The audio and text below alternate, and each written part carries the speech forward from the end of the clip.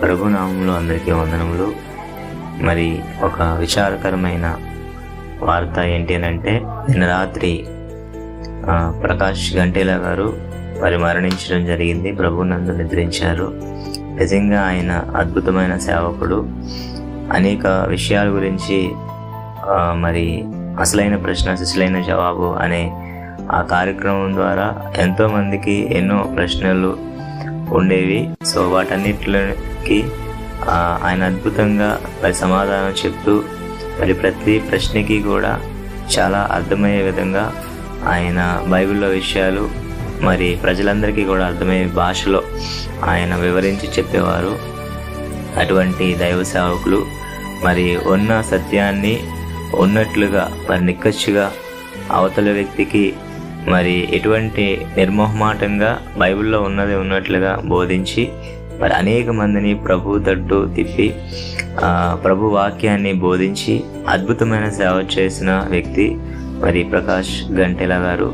మరి ఆయన మరి హఠాత్తుగా మరి అకస్మాత్తుగా మరి ప్రభు పిలుపుని అందుకొని ఆయన దేవుని రాజ్యంలోనికి వెళ్ళారు. మనకి అది బాధాకరము చాలా.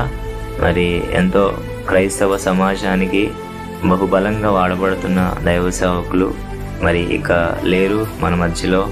కాబట్టి మరి ఎంతగానో బాధపడుతూ మరి ఈ విషయాన్ని తెలియచేస్తున్నాము. మరి ప్రార్థన చేద్దాం.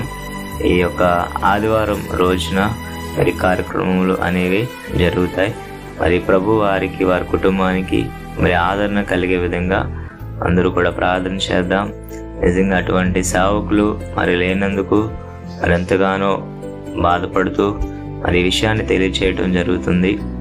మరి ఆయన మరణించే సమయంలో కిడ్నీ ఇబ్బంది ఉండేటప్పుడు ఎంతగానో బాధపడ్డారు.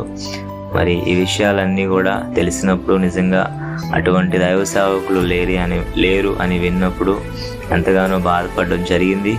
మరి ఈ యొక్క విషయాన్ని మరి దేవుడు మనందరికీ కూడా తెలియచేశారు. కాబట్టి ప్రభు రాకడ ఎంతో సమీపంలో ఉంది. కాబట్టి మనం అందరం కూడా ప్రార్థన చేద్దాం, సిద్ధపడదాం. మరి దేవునికి మహిమకరంగా మనం జీవిద్దాం. Praise lord.